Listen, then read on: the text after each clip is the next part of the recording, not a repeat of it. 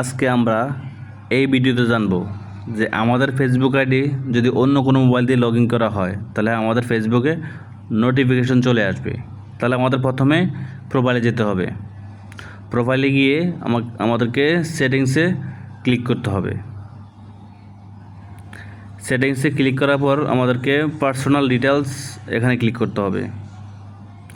তারপর আমাদের চলে যেতে হবে পাসওয়ার্ড অ্যান্ড সিকিউরিটি, এখানে ক্লিক করতে হবে।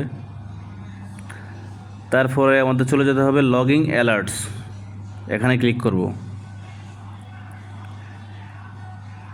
দেখব তো আমাদের ফেসবুক আইডিটা চলে আসছে। তার আমরা এখানে ক্লিক করব। ক্লিক করার পর এখানে লেখা থাকবে ইন অ্যাপ নোটিফিকেশনস, এটা অন করে দিব।